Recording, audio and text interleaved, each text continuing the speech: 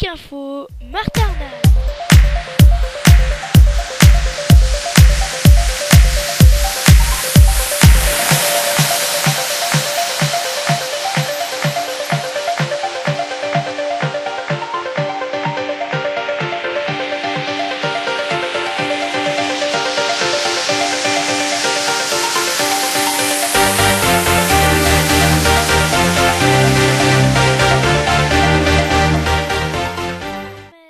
Messieurs, bonjour, c'est Clic Info depuis technologiechronique.gimdo.com et on commence par le sommaire.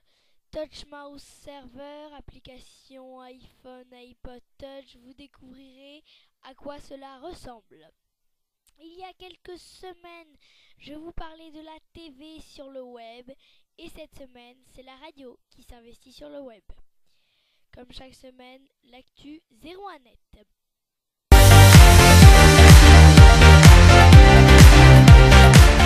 Nous allons commencer avec Touch Mouse, qui est une application pour iPhone, iPod Touch de la marque Logitech qui permet de faire bouger la souris ou écrire sur un clavier avec son iPhone. Il suffit d'être connecté en Wi-Fi. Et il faut télécharger un logiciel qui se télécharge sur un PC Mac pour pouvoir s'en servir. Et puis, bien sûr, l'application iPhone.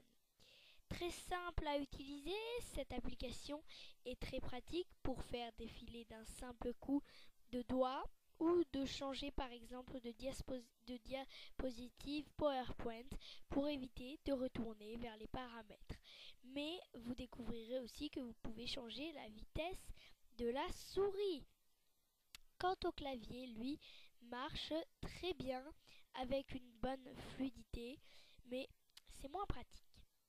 Malheureusement, l'application est en anglais, mais bien sûr, totalement gratuite. Il y a maintenant presque 15 jours, je vous parlais de la TV sur le web. Et bien maintenant, je vais vous parler des radios aussi qui s'investissent sur le web. RTL, première radio de France sur la FM, mais moins sur le web, puisque le site de RTL n'est pas totalement web 2.0, qui est le web d'aujourd'hui. Un site avec les liens des émissions, les podcasts, un club, mais surtout, la nouveauté depuis quelques années, c'est RTL, l'équipe, la web radio du sport. Énergie a changé son site il y a quelques mois, réunissant radio et ses web TV et TV. Tout est dans ce Énergie version 2.0. Du côté de chez Radio France, on est un peu déçu car pas de nouveau site web en 2010. Europe 1 a changé son site internet il y a 15 jours, un nouveau site plutôt sympa, avec maintenant un club et comme d'habitude, les informations, les podcasts. Mais les deux nouveautés de ce site, la première c'est le club Europe 1 et puis que les animateurs ont un site internet personnel comme par exemple Nicolas Canteloup donnera canteloup.europe1.fr. Nostalgie qui ressemble à un site qui ressemble à celui de Énergie, les web radios, les podcasts, etc.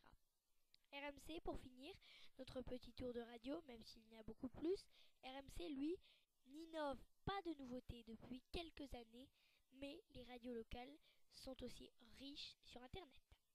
Quant aux applications iPhone, elles arrivent de jour en jour et elles n'arrêtent pas, telles que soient les radios. Et pour terminer l'actualité 01net, et cette semaine, 01net revient sur Firefox qui arrive sur mobile et on en reparlera sûrement dans les prochaines émissions. L'Alsace qui est passée au numérique sur la TNT.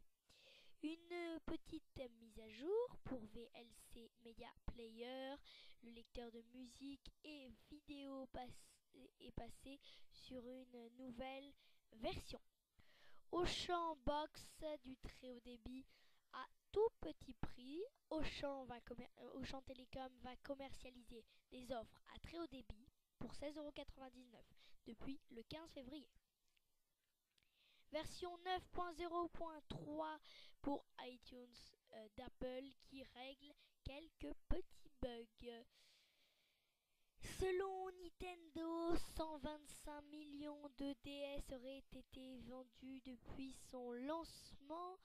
Chrome, le navigateur web internet de Google, qui montre avec une hausse de plus de 5% de part de marché.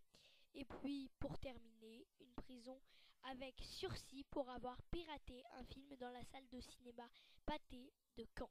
Plus qu'un spectateur a été surpris en filmant le film affiché sur l'écran. Je rappelle que cela est complètement illégal et c'est affiché au début des films. Fin de l'émission. Je vous dis bon week-end et puis à la semaine prochaine. Bonne semaine à tous.